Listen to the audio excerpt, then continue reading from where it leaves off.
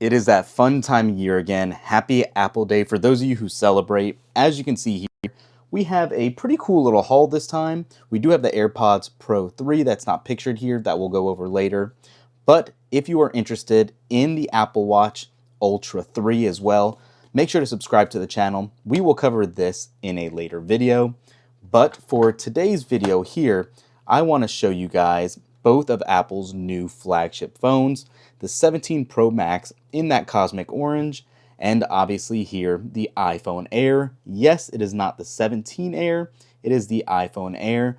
Interesting naming scheme, but yeah, this is in that sky blue colorway. We'll touch on that in a second.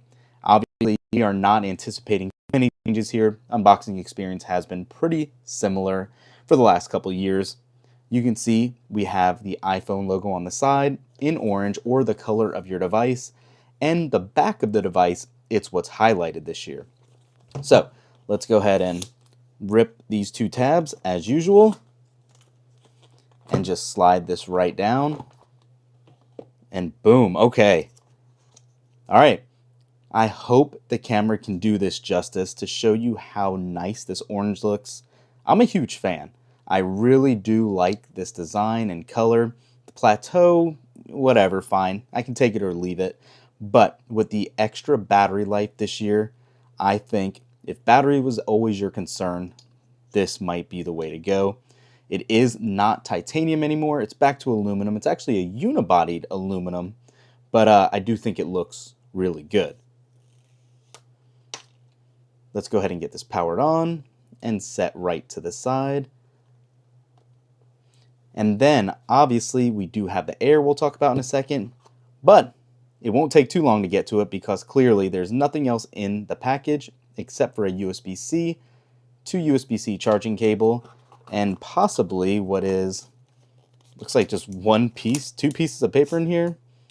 Talking about eSIM only. More countries are eSIM only here, so something to keep in mind, as well as some regulatory information, but that's going to be it. Unsurprising, it is very minimalistic now.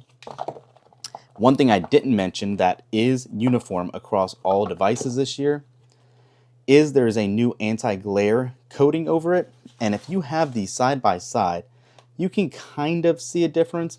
However, with the light reflection there, it is definitely not as good as what you get on the Ultra 25. So yeah, Samsung still has that one up there as well. We will get this one all set up in a moment, so let's just set that to the side for now and talk about the Air. So the Air, again, the iPhone logo is in the color of the device, and just to highlight how thin this is, you can see the profile, the side profile on the Air rather than the backing. So we do know you are taking some hits here with battery life, performance, and also the camera. But if you just want something slim and don't want that industrial look, this might be the way to go. So when you open up the package, you can see it is still very similar, only you're getting the front face down, and here it is in that sky blue. Dang, this really does look good. It is very interesting just how nice and light this feels. It balances. Look at that. One finger will hold it up. It's perfectly balanced. Interesting. That's a cool little find. We'll go ahead and peel this off. And there you go. Nice, shiny, polished titanium on the side to give it extra support. And it is literally as thin as you'd expect. I can see why people complain about the charging port not being centered. If you like things uniform, that's definitely going to drive you crazy, but not terrible nonetheless. You do have that camera plateau, like we said, one camera only. You have a binned GPU with one less core. You do still have the A19 Pro chip, though, just like you do with the Pros, so that is good to see as well. Then in this box, you can see the cable is wrapped a little differently. You do still have a braided USB-C to USB-C cable. Obviously, again, no SIM card or ejector, and the same two pieces of paper. So very simple unboxing experience for you guys this year. Now, let's put these side by side really quick and just give you a little comparison. And I think they both look really, really good. It's very interesting to see just what Apple is able to do here with the thinness of these devices. I mean, check that out. It looks really good. This is a nice feat.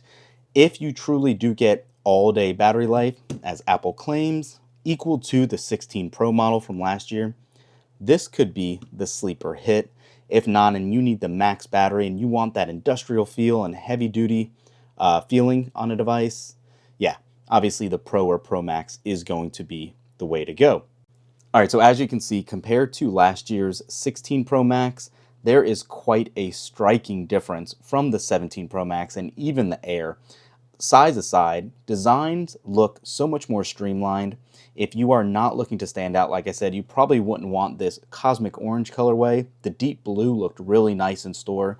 That might be the one for a lot of people, unless you just want the silver. However, so many years have went by without having a nice pop of color in these Pros. I'm excited to get this one and use it.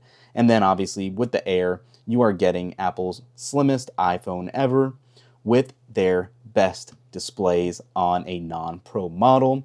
Hopefully battery life will get us through a full day. We have a ton of testing coming up. Make sure to thumbs up this video, subscribe to the channel, and let us know what other comparisons are you interested in. We will be doing a camera test between these. We're actually heading to Orlando to Halloween Horror Nights for some nighttime photography, and what better place to put these to the test. Thanks for watching. We'll catch you in the next one. Peace.